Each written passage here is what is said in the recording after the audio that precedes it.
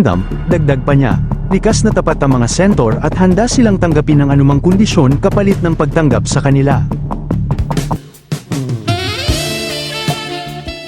Sa sandaling yun, tila nag-ipon ng lakas ng loob si Fiona, na mula ang kanyang mukha ngunit nanatiling matatag ang tinig habang ipinahihiwatig niyang handa pa siyang magpabengbeng at maging lingkod ni Lin Tien bilang patunay ng kanilang katapatan. Matapos pansamantalang mapatatag ang ekonomiya ng kahariang Goblin, tahimik na nakatayo si Lin Tien sa ibabaw ng matayog na pader ng lungsod habang pinagmamasdan ang malawak na nasasakupan ng kanyang imperyo. Sa seryosong tinig, tinanong niya si Alice tungkol sa kasalukuyang lakas ng hukbo ng Goblin Empire. Hindi nag-aksaya ng oras si Alice at agad na iniulat ang mga bilang na ikinagulat ng lahat, umabot na sa 2 milyong mababang uri ng Goblin ang kanilang hukbo. Bukod pa rito, mayroon silang 30,000 mid-tier Goblins at 10,000 hero-level Goblins, tanging ang bilang ng mga leader-level Goblins lamang ang hindi nadagdagan sa nakalipas na 1 taon. Sa kabila ng kanyang kalmadong anyo, lihim na kinilabutan si Lin Tien. Ang 2 milyong mababang uri pa lamang ng Goblin ay sapat na upang durugin ang 100,000 piling sundalo ng sangkatauhan, tunay na nakakatakot ang bilis ng paglago ng kanilang lakas. Habang malalim siyang nag-iisip, biglang dumating si Gobo upang magbigay ng agarang ulat, isang tribo ng mga centaur ang humihiling na makapasok sa labas ng lungsod, at libo-libo ang kanilang bilang. Napakunot ang noo ni Lin Tien nang marinig ang pangalan ng tribo, kilala ang mga centaur sa kanilang pagmamataas at tapang, kaya't nagtaka siya kung bakit bigla silang sumulpot ng ganoon karami. Mula sa pader ng lungsod, ibinaba niya ang tingin patungo sa tarangkahan, doon niya nasalayan ang isang pangkat ng mga centaur na pagod, marungis, at tila ubos na ang lakas. Hindi sila mukhang hukbong dumating upang sumalakay, sa halip, para silang mga takas na desperadong naghahanap ng paraan upang mabuhay. Ipinaliwanag ni Alice na ang tribong ito noon ay isa sa pinakamalalakas na lahi ng halimaw sa Sword Kingdom. Ngunit matapos silang dumanas ng matinding pagkatalo, tuluyan silang nawala sa politikal na mundo. Dahil dito, malinaw na hindi aksidente ang kanilang muling paglitaw. Ang pinuno ng tribo ay si Fiona, isang babaeng centaur na level 99 at kapansin-pansin ang dignidad at tindig. Sa tulong ng sistema, malinaw na nakita ni Lin Tien ang kakayahan nito. Isa itong huling tagapagmana ng kanilang pinuno, taglay ang pinagsamang lakas na umaabot sa 992. Ngunit higit sa lahat, pasa niya ang mabigat na responsibilidad ng isang unti-unting namamatay na tribo. Bahagyang ngumiti si Lin Tien habang tahimik na sinusuri ang anyo at kakayahan ni Fiona, malaking tulong ang kapangyarihan, ngunit higit pa roon ang katapatan, lalo na sa mga estrangherong biglang sumusulpot sa gitna ng magulong panahon. Sa malamig na ekspresyon, diretsahan niyang ipinahayag ang kanyang tanong, nais ba nilang gamitin ang mga sundalong iyon upang salakayin ang Goblin Empire? Halatang nabigla si Fiona at mabilis na nagpaliwanag na hindi yun ang kanilang layunin, dumating sila upang humiling na makasali sa imperyo ni Lin Tien. Buong sinseridad na nakiusap si Fiona, ipinaliwanag niyang mayroon silang iisang kaaway, ang Sword Kingdom, dagdag pa niya, likas na tapat ang mga centaur at handa silang tanggapin ang anumang kondisyon kapalit ng pagtanggap sa kanila. Sa sandaling yun, tila nag-ipon ng lakas ng loob si Fiona, na mula ang kanyang mukha ngunit nanatiling matatag ang tinig habang ipinahihiwatig niyang handa pa siyang magpabengbeng at maging lingkod ni Lin Tien bilang patunay ng kanilang katapatan. Ngunit para kay Lin Tien, ang dangal ng isang pinuno ay minsang mas mababa pa ang halaga kaysa sa isang buong pagkain sa panahon ng kaguluhan, kaya't malamig lamang ang kanyang naging tugon. Agad namang sumugod ang ibang centaur upang harangan ang kanilang pinuno, hindi nila kayang panoorin ang paglapastangan kay Fiona. May ilan pang nagsabing mas mabuting umalis na lamang sila at humanap ng ibang paraan, sapagkat maayos din nila ang problema sa pagkain. Ngunit pinigilan sila ni Fiona, ipinaalala niyang ang Sword Kingdom ang kumuha ng lahat sa kanila. Kung ikukumpara sa kaligtasan ng kanilang tribo, maliit na sakripisyo lamang ang kailangan nilang gawin. Nang makita ni Lin Tien ang kanilang determinasyon, ipinahayag niyang tatanggapin niya ang kanilang kahilingan, ngunit may isang kondisyon. Kailangang maging lubos ang kanilang katapatan at ialay nila ang lahat para sa Goblin Empire. Sa mundong pinaghaharian ng malalakas, walang puwang ang pagsisisi. Pinag-isipan na niya ito ng mabuti, ang mga centaur ay likas na mahusay bilang kabalyerya. Kapag napasunod niya ang tribong ito, tiyak na tataas pa ang kapangyarihang militar ng kanyang imperyo at magiging sapat upang durugin ang sinumang kaaway. Ngunit hindi lahat ay sumang-ayon, isang batang mandirigmang centaur ang hindi nakapagpigil ng galit. Hinugot nito ang espada at hayagang tumutol sa kondisyong para sa kanya ay tila tanikala ng pagkaalipin. Tahimik lamang na tumalikod si Lin Tian bago malamig na nagpahayag na wala siyang mawawala sa anumang pasya nila. Ayon sa kanya, walang may kasalanan kundi ang kanilang sariling kahinaan. Sa mundong yun, ang mahihina ay nilalaroan lamang ng malalakas. Pagkatapos ng maikling katahimikan, lalo pang lumamig ang kanyang tinig habang nagbabala, kapag may isa mang humakbang papalapit, ituturing niya itong deklarasyon ng digmaan laban sa Goblin Empire. Kasabay ng kanyang mga salita, sumabog ang nakakakilabot na presyon ng kanyang nakamamatay na aura, napakalamig nito na tila mismong kamatayan ang papalapit. Hindi na ito usapan o negosasyon, isa itong utos na naghihiwalay sa buhay at kamatayan. Nang inig ng husto ang batang Centaur, bumuhos ang malamig na pawis sa katawan nito habang malinaw niyang nararamdaman ang napipintong kamatayan. Sa harap ng tunay na kapangyarihan, mabilis na naglaho ang kanilang ipinagmamalaking dangal. Nang makitang papalubha ang sitwasyon, agad tinanggap ni Fiona ang lahat ng kondisyon upang iligtas ang buhay ng kanyang tribo. Napakalaki ng agwat ng kanilang lakas kaya't wala silang sapat na kapangyarihang makipagtawaran. Gayunpaman, may ilan pa ring hindi sang-ayon. Para sa kanila, dumating sila upang humingi ng protection, ngunit ang hinihingi ng mga goblin ay tila walang pinagkaiba sa pagiging alipin ng mga halimaw. Sa kabila ng kanilang paghihirap, hindi pa rin nila lubos maiwan ang matagal ng pagkiling laban sa ibang lahi. Humakbang si Lin Tian habang may malamig na ngiti sa labi at mapanuyang inulit ang salitang protection. Para sa kanya, walang libreng biyaya sa mundong yun, lalo na sa isang imperyong itinayo gamit ang dugo at mga bangkay.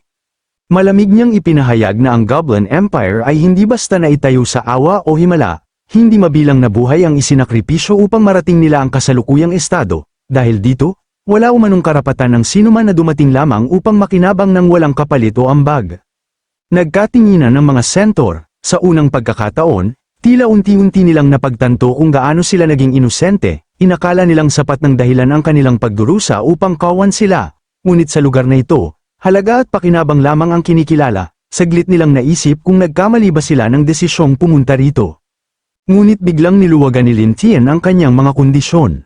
Ipinaliwanag niyang maaari niyang bawasan ang bilang ng mga babaeng Centaur na gagamitin upang mapalawak ang populasyon ng Goblin, ngunit may kapalit, kailangan nilang ibigay ang impormasyon tungkol sa lokasyon ng ibang Goblin Kings.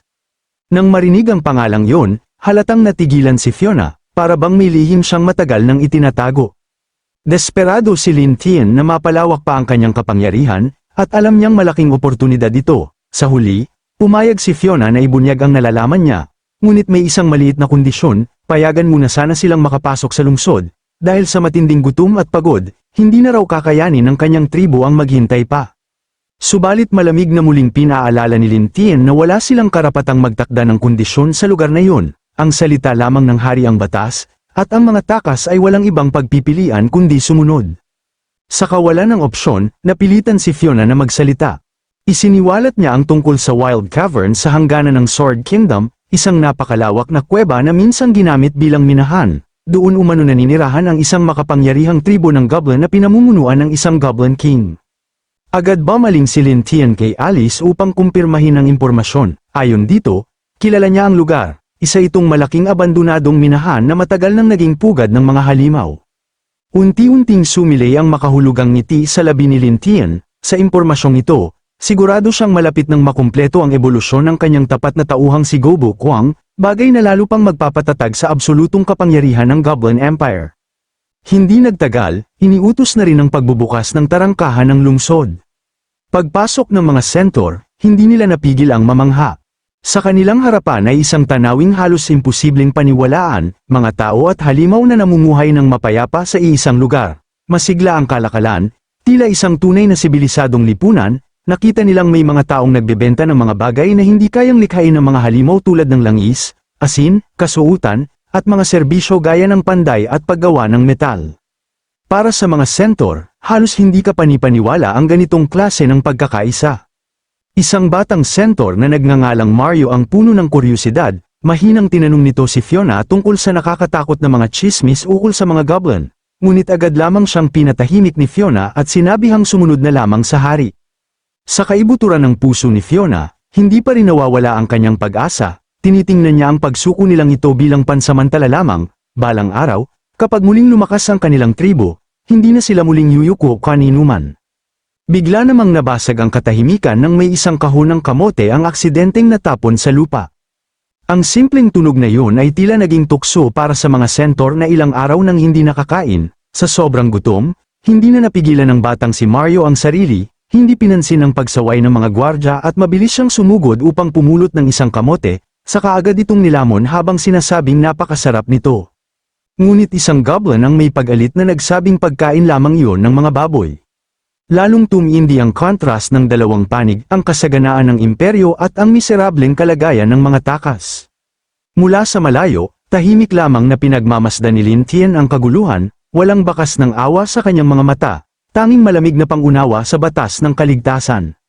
Mahina niyang nausal na kung ang mga gutom na tao ay handang mag-agawan para sa pagkain ng baboy, tila hindi pa sapat ang kanilang gutom para lumaban, habang ang kanyang sariling mga baboy ay tila magugutom pa. Ang mga sentor naman ay kumakain na para bang hindi na muling makakatikim ng pagkain.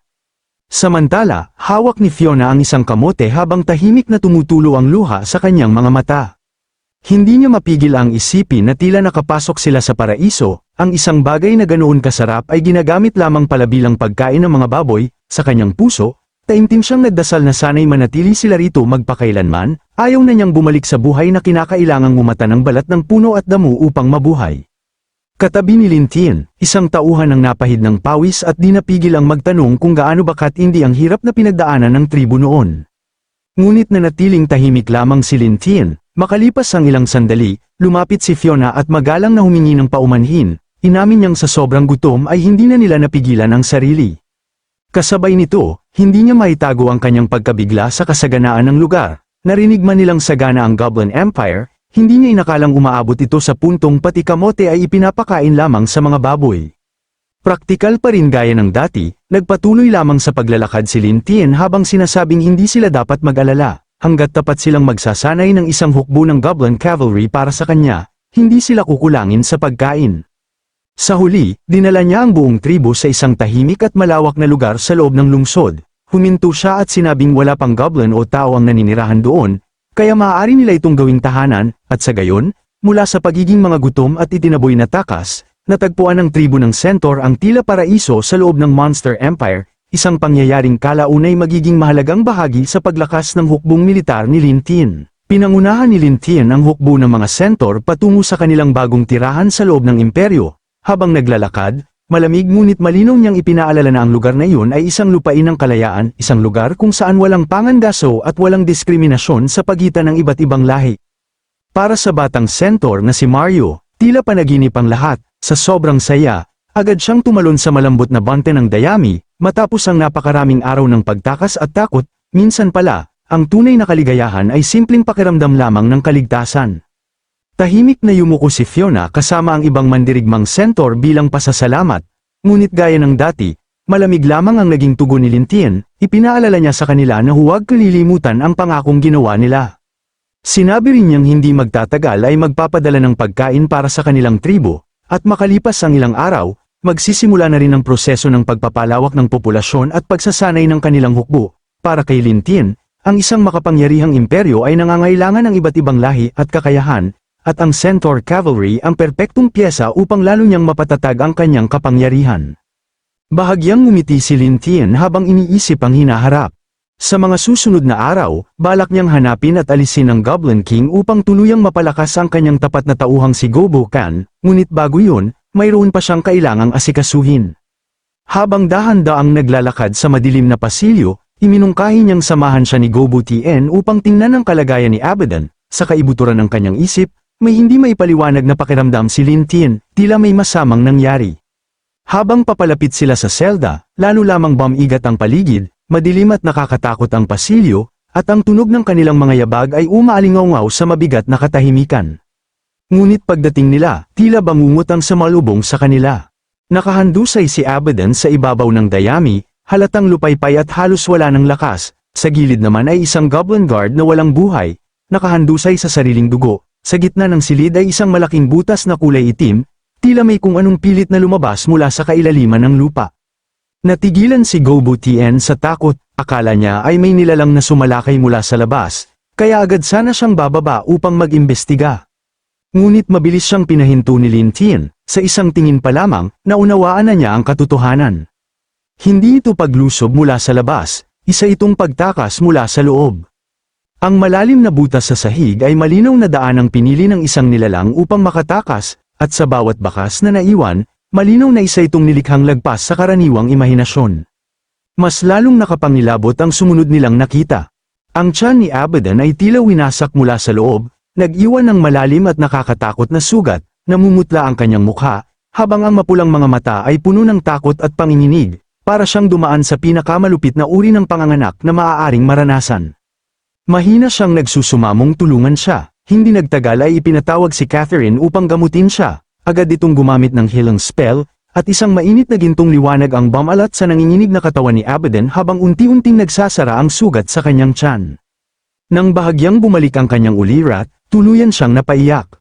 Sa pagitan ng kanyang putol-putol na paghinga, sinabi niyang ang batang isinilang niya ay hindi isang normal na nilalang, isa itong halimaw. Mahigpit siyang kumapit sa damit ni Lin Tian, tila sinusubukang takasan ang nakakatakot na alaala. Ayon sa kanyang salaysay, bago pa man ito tuluyang lumabas, nilamon muna ng nilalang ang laman loob niya upang magpalakas, pagkatapos ay marahas itong lumabas sa kanyang katawan bago pa pinatay ang bantay sa mismong harapan niya at saka tumakas. Sa kabila ng lahat, nanatiling kakaibang kalmado si Lin Tian. Sa halip na mataranta, tahimik niyang tinanong ang anyo ng nilalang, kailangan niyang malaman kung anong klase ng nilikha ang kanyang nabuo. Habang nanginginig pa rin sa takot, inilarawan ni Abaddon ang nakita niya, isang maitim na goblin na balot ng kadiliman, may mga sungay na tila kambing, at mga matang puno ng masamang intensyon. Hindi raw ito mukhang isang sanggol, mas kahawig ito ng isang nilalang na isinilang mula mismo sa kailaliman ng kadiliman. Tahimik na pinagdugtong-dugtong ni Lin Tian ang lahat ng nangyari at napagpasyahan niyang ang batang isinilang ay tila perpektong nagmana ng mabangis na likas na ugali ng mga goblin, kasabay ng kapangyarihang nagmumula sa dugo ng succubus. Sa kanyang isip, maaaring isa itong nilalang na umaabot sa antas ng isang demigod. Unti-unti niyang naramdaman na ang sitwasyon ay nagsisimula ng lumampas sa kanyang kontrol.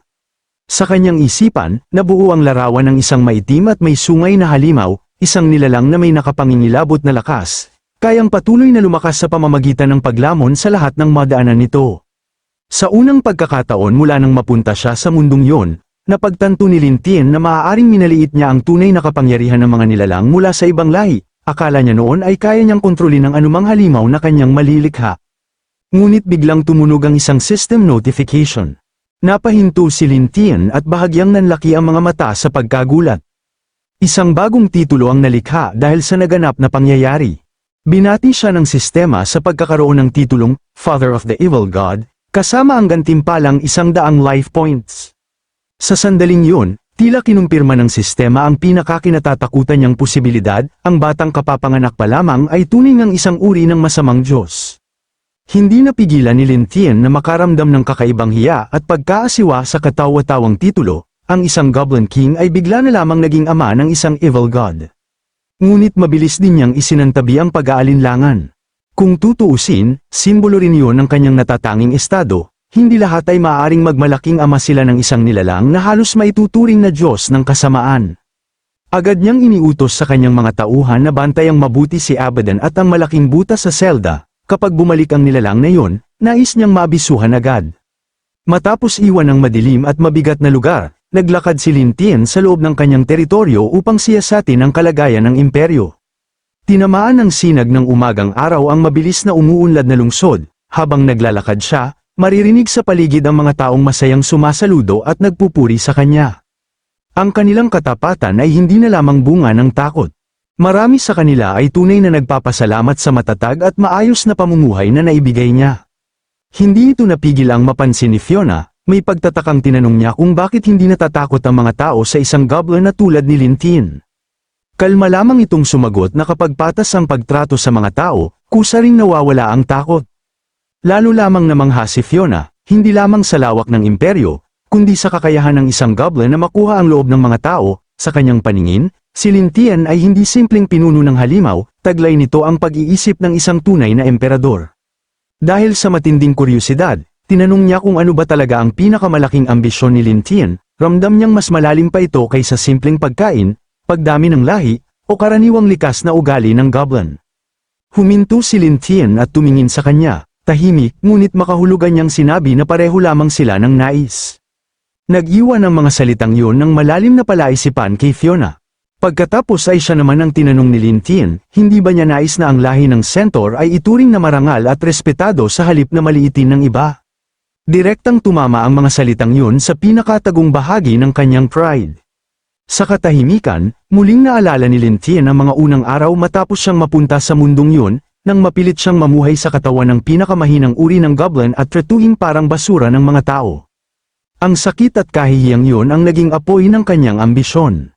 Kung hindi man siya mabubuhay bilang ordinaryong tao, sisiguraduhin niyang magiging simbolo ng lakas at dangal ang pangalang goblin. Nais niyang itaas ang kanilang lahi bilang kapantay ng sangkatauhan. Ngunit hindi roon natatapos ang kanyang pangarap, unti-unti siyang bumubuo ng bagong kaayusan sa mundo, isang mundong hindi lamang pantay ang goblin sa tao, kundi posibleng mas mataas pa rito. Marahil, maging mas mataas pa kaysa sa mga Diyos, nagninggas ang matinding ambisyon sa kanyang mapupulang mata. Natigilan si Fiona, sa maliit na katawan ni Lin Tien ay tila may napakalaking presensyang umaapaw, sa unang pagkakataon, nagsimula niyang makita ang hinaharap na nais nitong likhain. Biglang naputol ang sandali nang sumingit si Gobo Guang at pinagsabihan si Fiona. Ayon dito, kawalang galang na pinapalakad lamang nila ang hari, bilang tanda raw ng katapatan, dapat pahintulutan ni Fiona na pasanin niya si Lin Tien sa kanyang likod. Agad na namula ang mukha ni Fiona, para sa mga Centaur, ang pagpapasakay sa kanilang likod ay isang napaka-personal at sagradong kilos, simbolo ito ng ganap na pagpapasakop at pagtitiwala. Ngunit mabilis ding pinigil ni Gobo Tien si Gobo Guang at sinabing tiyak na may sariling dahilan ng hari, kaya't hindi dapat pilitin ang ganoong bagay. Lalong naging awkward ang paligid dahil sa munting pagtatalo. Sa huli, iniutos ni Lin Tien na tumahimik ang lahat. Ipinakita niyang iginagalang niya ang sagradong kaugalian ng mga Centaur, wala siyang intensyong pilitin si Fiona para lamang masiyahan ng mababaw na pagpapakita ng awtoridad. Dahil sa respeto at dakilang pangarap na ipinakita ni Lin Tien, unti-unting kumagit si Fiona sa kanyang labi habang namumula ang mukha sa emosyon. Sa kauna-unahang pagkakataon, naramdaman niyang natagpuan niya ang tunay na pinunong nais niyang paglingkuran habang buhay. Sa kabila ng matinding hiya, kusa siyang lumapit at kusang inalok si Lin Tien na sumakay sa kanyang likod. Maging si Lin Tien ay tunay na nagulat, kilalang mapagmataas at matigas ang ulo ng mga Centaur. Hindi niya inakalang ganoon kadali at kusang magpapakumbaba si Fiona. At sa hindi inaasahang pagpapakita ng lubos na pagtitiwala, isang bagong yugto ng awtoridad ang tahimik na nabuksan para sa Goblin King.